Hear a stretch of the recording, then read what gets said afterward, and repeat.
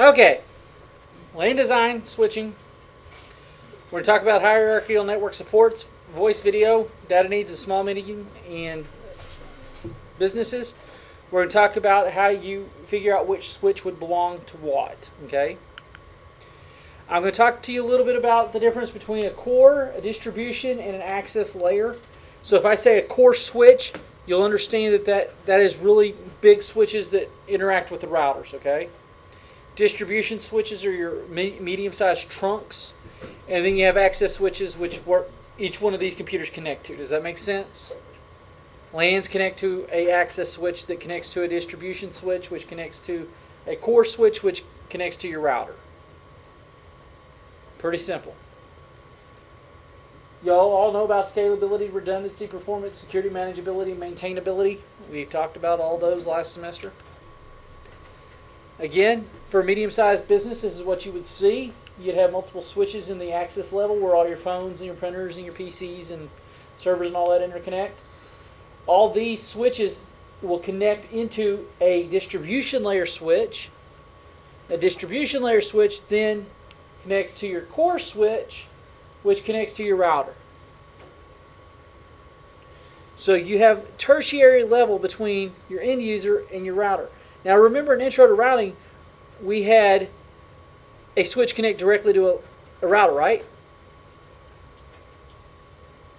Just basically, you go through PC to one switch into a router. It was pretty simple. When we talked about a converged network, and I feel like I'm in deja vu here, because I just said this again, didn't I, Scott? Brittany, Wendy?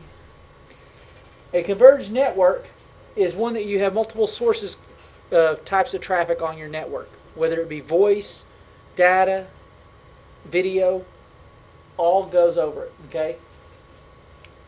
You're going to talk about a small and medium-sized or SMB business, which is voice, video, and data needs, okay? Specify, or a port density is the number of ports. So if I say, what's the port density for a core switch? What do you think my port density needs to be? Depends. Do what? Depends. I mean, it depends how where second layer and third layer switches are going to be, and how many machines you're supporting across. I mean, you have to really subnet your network out first to figure out where. But what? Just in general, would it be a 96 port switch? Would it be a 12 port switch? Well, usually 12 port. Yeah. Right. Here is a modular switch that can hold up over 1,000 ports. Okay. You have different types of switches. You have modular, where we can put in different types of switches. We can go up and down, left and right, whatever. These are what we call chassis-based switches. The chassis is the container around it. You put in cards and mounting cards for that particular type of switch. You have fixed configuration switches like I have right up here. And then you have stackable configuration switches, which are in 220. Okay? An access layer switch. Again, it's the lowest layer switch. They're going to basically be for your VLANs. They're going to be your port security, power over Ethernet, link aggregation, quality of service. Distribution layer, you're going to have the exact same things. It's just going to be more of a, instead of being 100 megabit, it'll probably be your gigabit backbone. You've heard that term before, your backbones. And then you're going to have your core layer, which are going to be your gig and 10 gig or 100 gig connectivity. All right? So if I'm going to use a small business, I'm going to start out with the express fixed ones, get up into the 2900 series, maybe get into the 3500 series for a medium-sized network. But if I'm going to get into the 6500 series, in chassis-based series, I better have a pretty good-sized business. Okay? Any questions? You like that one-topic conversation, right? Do what? You just got to think about what kind of switch do you want for your business? How many ports? Remember the 8.3 rule. For every 8 devices, you need to have 3 extra ports, with that 4th port being for a connectivity port. So that gives you 12 ports, right?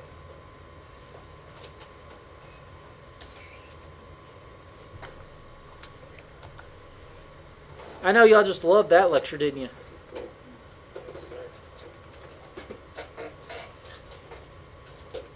Here's another long lecture for you.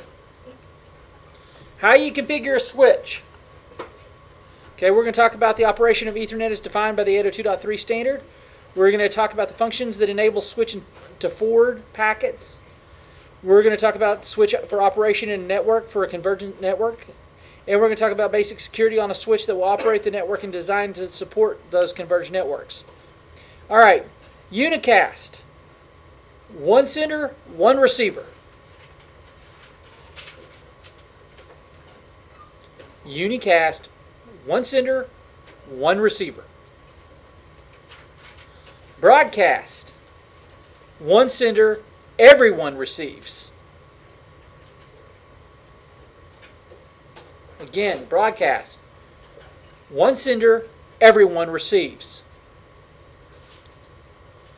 Multicast, 1 sender, some people receive. Okay? In terms of an email, unicast, I'm sending Wendy an email. Pretty simple. She's going to be the only one that receives it, right? Broadcast, I'm sending it to CIT 2623. All of you received it, right? That's a broadcast. Multicast, I send it to Cole and Cody and Wendy and Brittany. Make sense? Sorry, Aaron, you didn't make that cut. We're talking about the design considerations for the 802.3. Let's talk a little bit about latency. What is latency?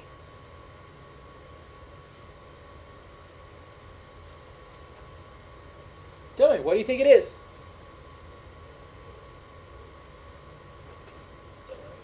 It's a delay. Okay? It's how much time is added to the travel of that packet. Okay? The NIC puts voltage pulses on the wire. The longer it goes, we have attenuation that affects because of the latency of the network, right?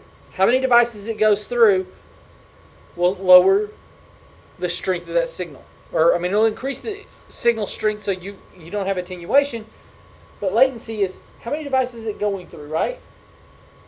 As it propagates, the signal then transverses a network device, gets reset, and goes into wherever it needs to go. Latency is how much time is it by each device on the network. For example, a core level switch that supports 48 ports running at a gig full duplex requires 96 gigabytes a second internal throughput if it's to maintain full speed.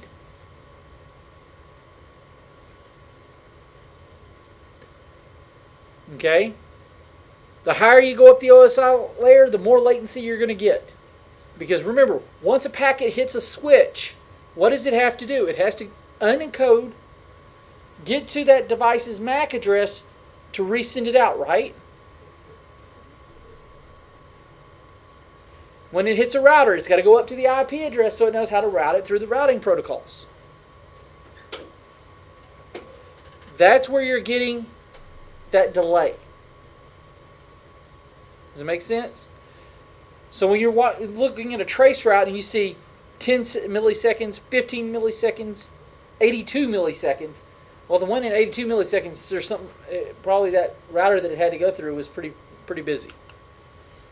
Okay? Switching has 2 different types of modes. It has cut through and it has store and forward. Store and forward is pretty simple. It waits until the entire transmission and that complete frame gets there before when it reads the message and then sends it on. It stores it, reads it, sends it. Store and forward. Makes sense, right? Cut through As soon as it hits it, it reads the first part of that frame, recognizes where it needs to go, and keeps on going, even if the rest of the frame hasn't gotten there yet. Basically, it's just zipping through the switch. Does that make sense? So which one is going to be less latency?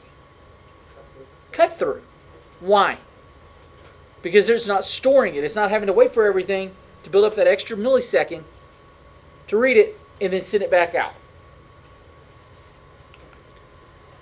Now let's talk about the difference between symmetric and asymmetric switching. Symmetric switching. Every port has the exact same data rate.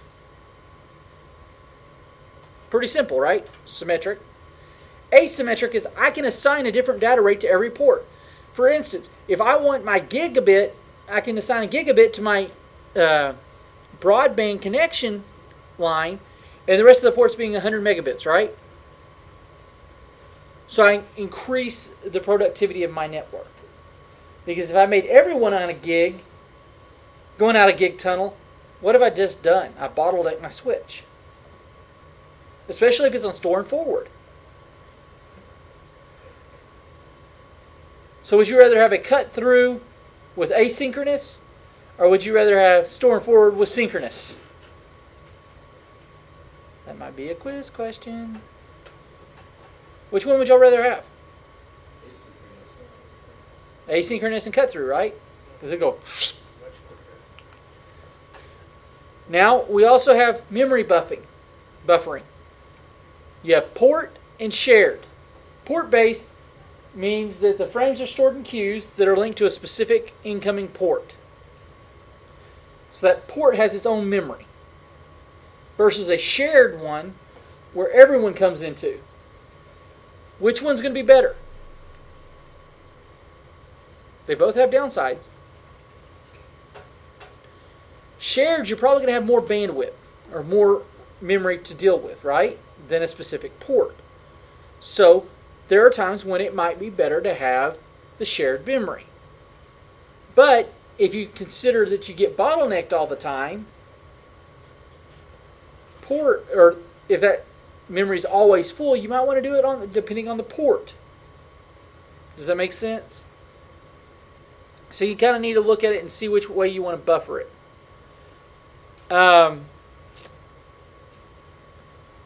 For a layer 2, for a layer 3 switch, how many of you know that there's layer 3 switches, right? Anyone not know that there's a layer 3 switch? You've heard that term, right? Layer 2 is the normal switching. Layer 3 switches.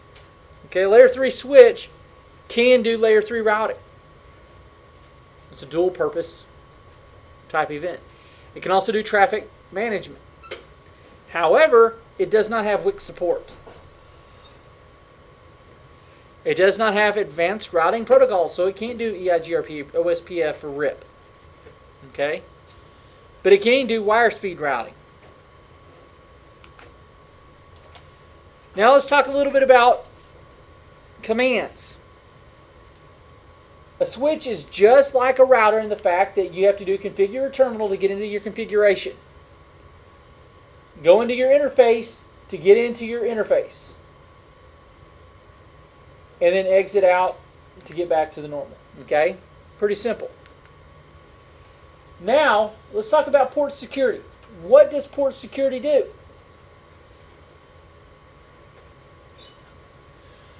Port security allows me to add security features to that specific port on that specific switch. So for this example, port 18, I'm putting on a switch port mode access, which means I can do security. Do switch port security. All I did is say, I can put it on there. But if I want to actually do my security, then I come in here, do switch port mode access, switch port security, switch port security, maximum 50.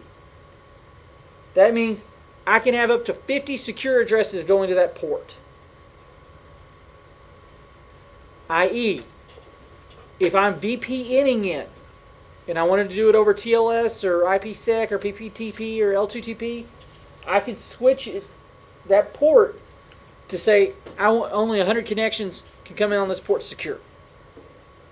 You can increase that for the amount of different types of VPN connections you need. And then I do a switch port security MAC address sticky. That means it has to match a MAC address in order to come through that port.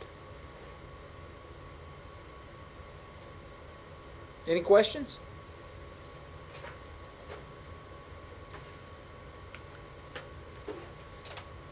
You can do show history just like you can on a router to see what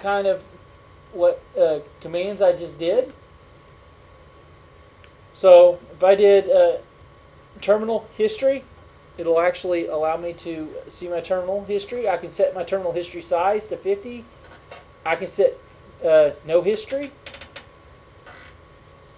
Or I can make it go back down to the default of the last 10 commands. Y'all remember hist size from Unix, right? Hist size, HIST, allows you to see your memory. Okay? The boot sequence of the switch, just like a router, comes to the MD-RAM, goes to the bootloader. Bootloader does its power on self-test, imports in the image, default OS memory, runs it, puts it in config, and then flashes it. And then that's pretty much it. Brings it back up, just like a router.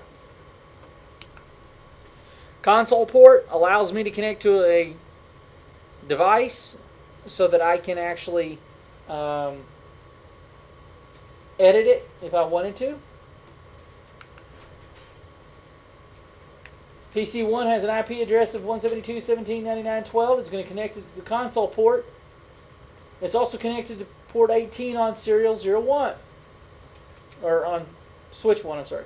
Switch 1 is running on VLAN 99, which is the management VLAN. The IP address is 99.11. Port 18 is assigned to VLAN 99.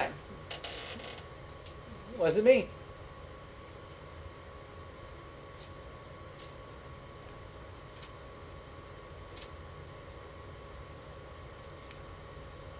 You do not want to use VLAN 1 by default. By default, that's what it comes with. Why do you not want to do that? Because there's security vulnerabilities with it.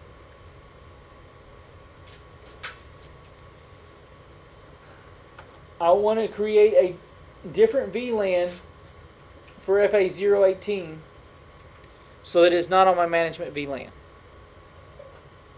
Alright? These commands are very similar. Show int, show start, show run, show flash, show version, show history, show IP, show MAC address table. Pretty simple, right?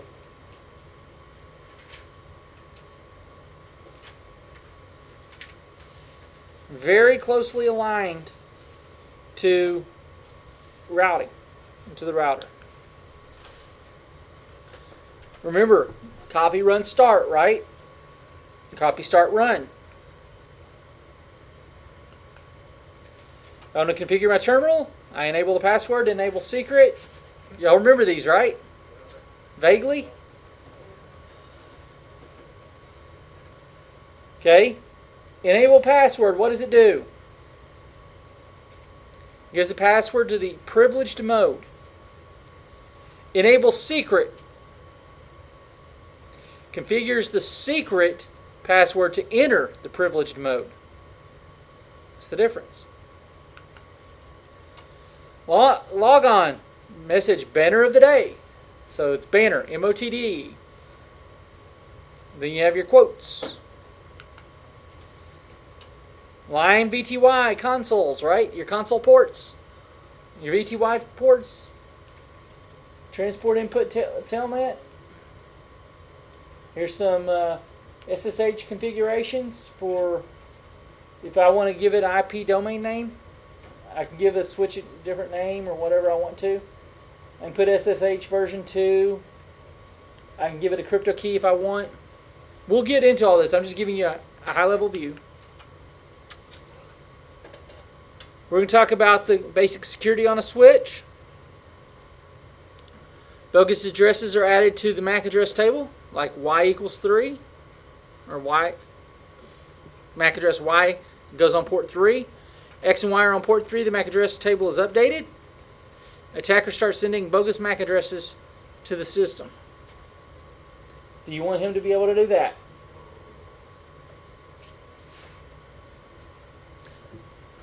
Okay. Those are key switching security attacks. That's how they do a MAC spoofing. They can damage your ARP cable and add all sorts of stuff to it.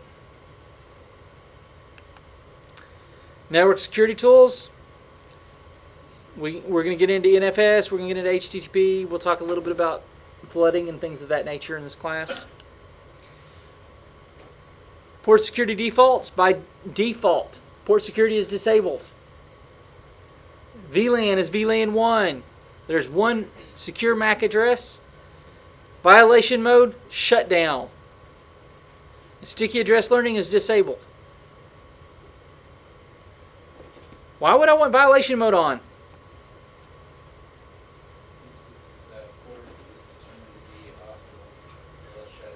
Yep, if you go over the maximum number, it will shut down that port until you manually turn it on. Any questions on basic security of the switch? Yes, they are. But it's not loading the full PowerPoint. It's only loading 9 of them. I did that for Arlene's class too. She had to reload the PowerPoint. So Okay. It's only loading 9 of the 25 slides. I'll try this weekend to reload them for you. Apparently it's only. Yeah, you only need the first 9 slides for this class. Forget about the rest of them, right? Yeah, it says there's an error converting this document. Ooh. All right. How many of y'all have attempted your first assignment? Looked at it. Looked at it? Looked at it.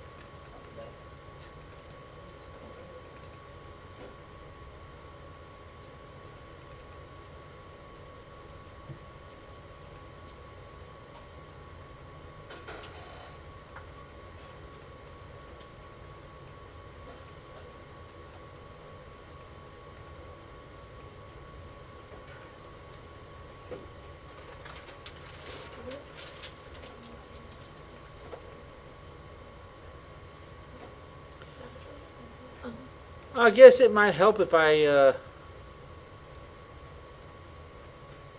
gave all the design, right? You can get it from like the graph and stuff. Get it from where? That. Yeah. It tells you what to put in. Farther Yeah, I mean, it tells you you have a laser. Farther down, you figure out it's a printer. I was like, where the heck do I put a laser on here?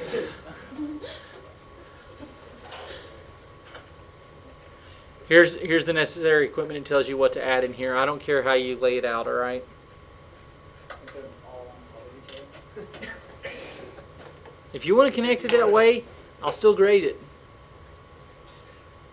Okay? So, and then it'll tell you what you need to connect to what. All right? So for this one, we're using the 192.168.124, right?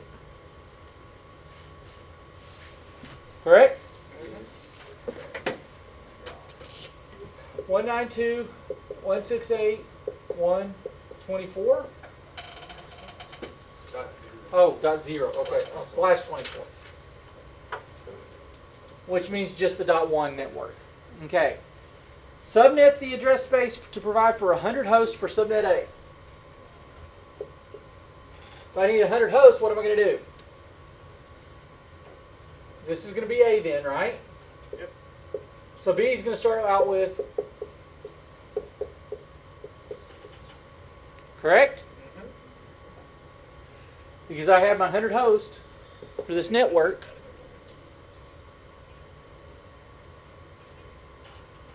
And so now let me go up here just to make this a little easier.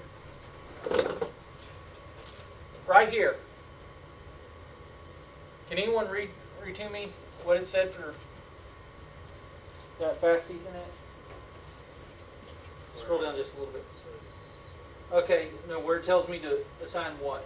100 hosts for subnet A. No, assign Assign FA00 to what? First usable. The first usable. Right? And its mask, we're dividing this by 25, so it's going to be x.x.x.128, right?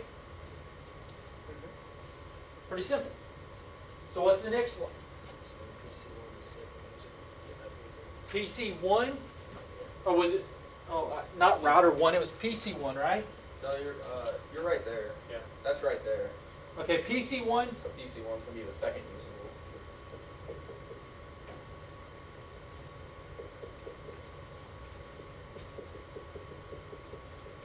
Right? Yes. Well, it's going to be my gateway.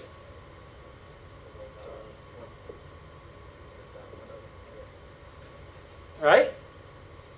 Okay. What's next? PC2, the last usable. So what's going to be my last usable? 26. Why? 127 is my broadcast. Oh, that's right. So I'm going to have x.x.x.128. Again, it's going to be .1.1, right? What's next? Subnet B is 50 hosts. Subnet B is going to be 50 hosts.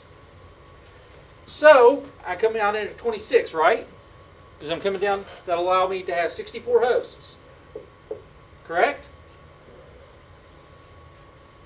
Right? So I'm going to go up to 192. It's my next network. Just to make a note, I'm going to put 192 here so that I know 191 is my broadcast, right? Pretty simple. So what do I have to do? A01 is the first usable. What is? A01 on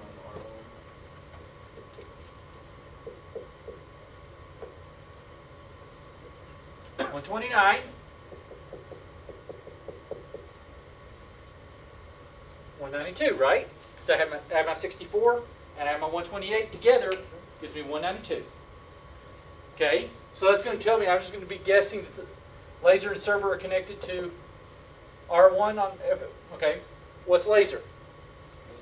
The second usable. Okay. Is the Second usable host. second usable. Yeah. This will be 130. And then what about server? Last. Last usable. Right?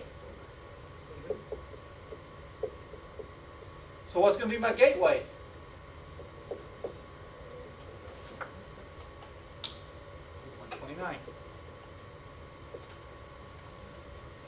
So we've subnetted it, right? Everyone with me? So, now that we have that subnetted,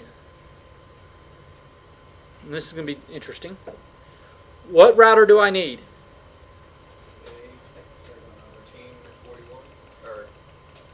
I need a what? 1841. A 1841. 1841. Okay, I got an 1841. What else?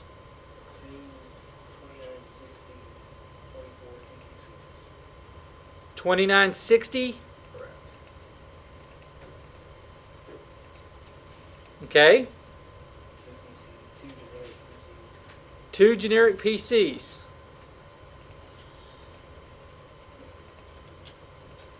Okay. One generic server and one generic printer. 1 generic server, 1 generic printer.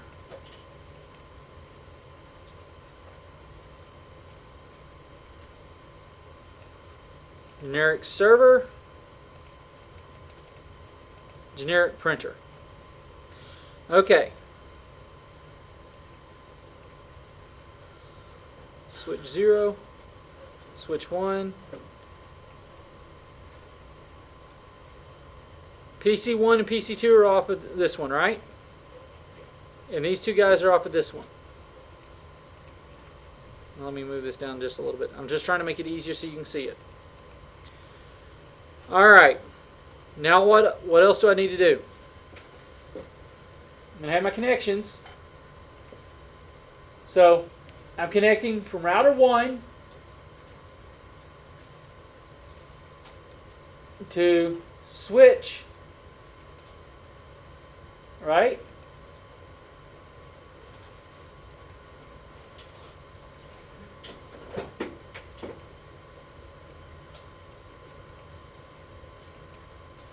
Is it going to here?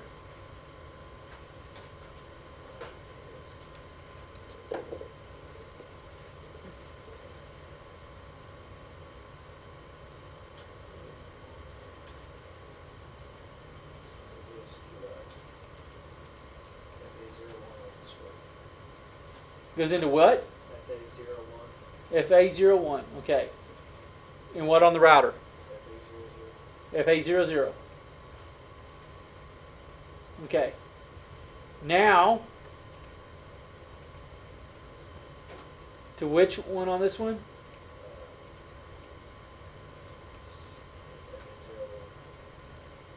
No, for the second one.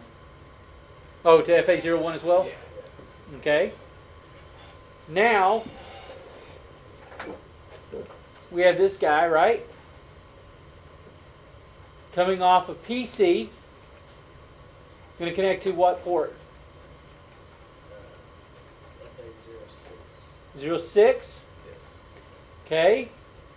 Next one, this one's going to come off and it's going to connect to 12. Okay. Printer is going to connect to what? And then the server to 12.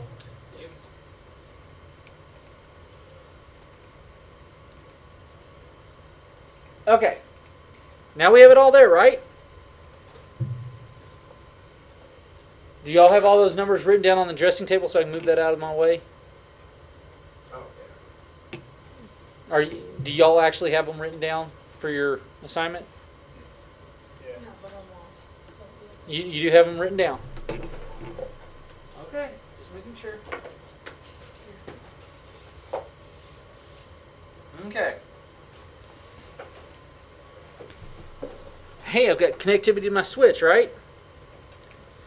Now, connected the devices. I have 1% complete.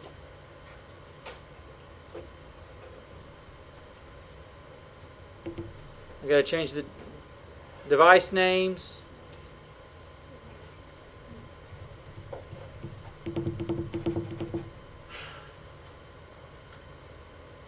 Okay, this is switch 1. So S1, right? S1.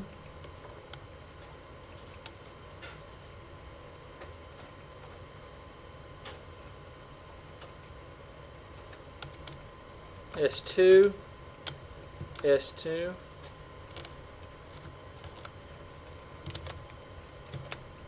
Right? Go with me? So I have S2 and S2. I need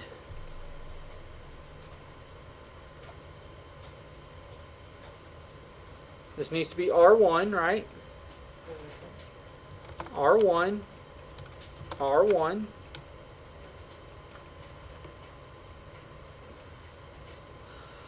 This configuration needs to be PC1.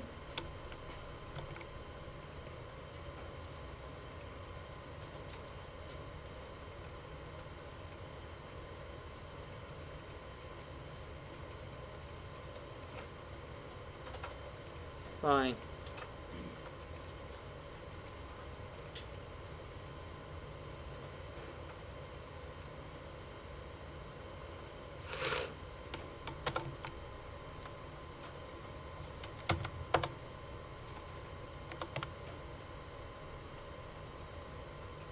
Why is it not allowing me to do that? Oh, that's why.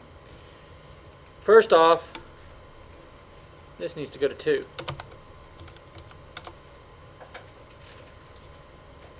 Then this one can go to 1.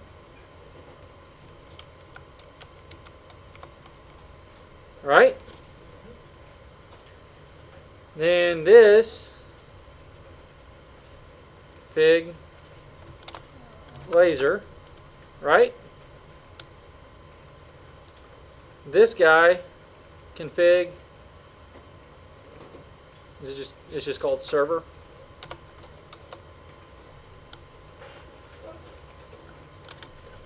Okay. Now I've got the scheme, put those in.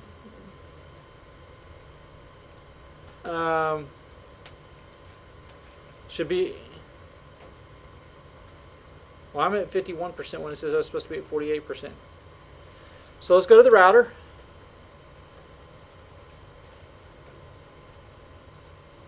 Come on, just go to the command line. I need to be in the privileged exec mode. Should be class, right? Enable secret class. Banner MOTD authorized access only, right? No, it's not that. It's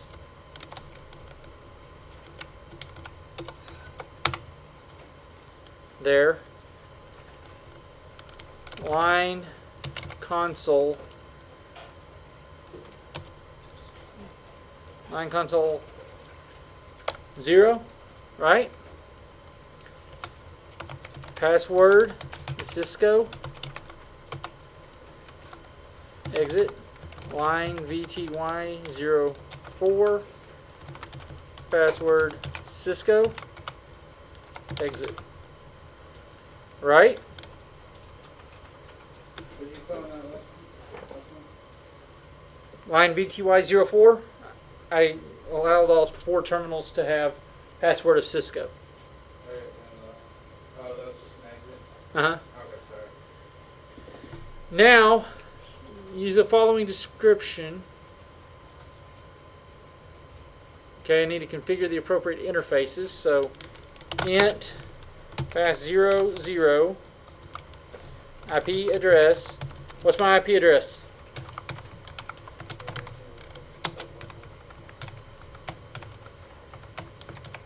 Right? And then I have an IP address,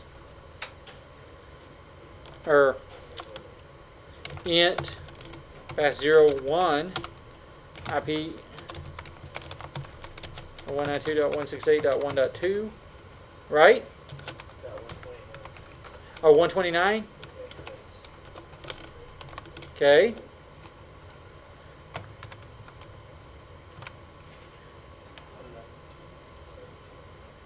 Still 128 on that one.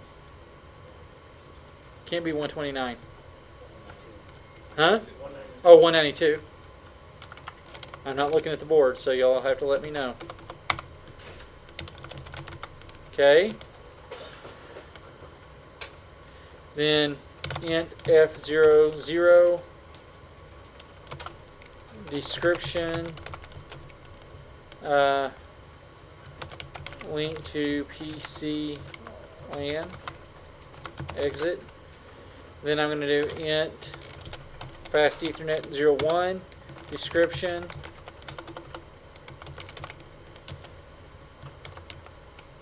link to server and printer exit.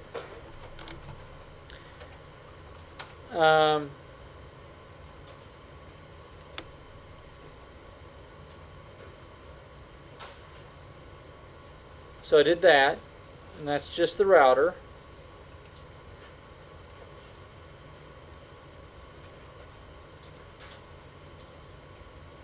Now I need to configure the end devices. Okay, so PC1's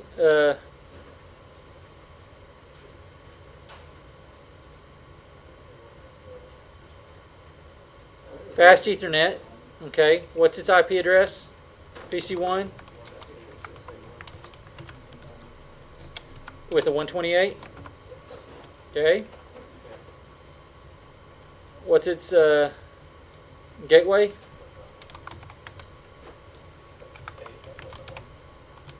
Okay. PC2, gateway 192.168.1.1, and its fast Ethernet is 127, 126.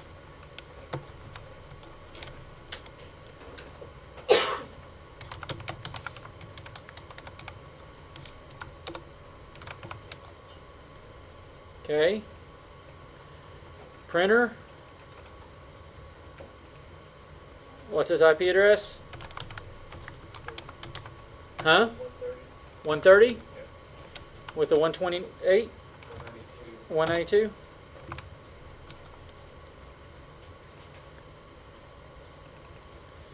And then fast Ethernet on the server is 192.168.1. Huh? 129. 129.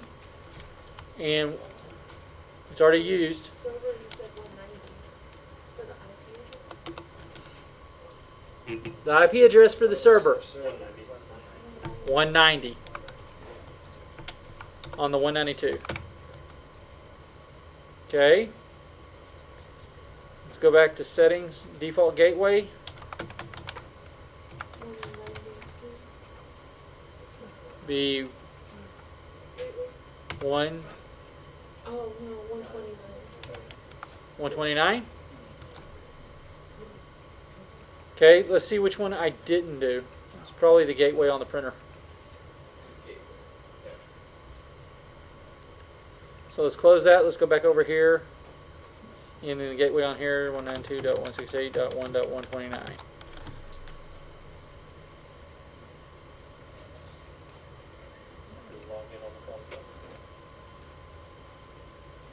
Oh, login.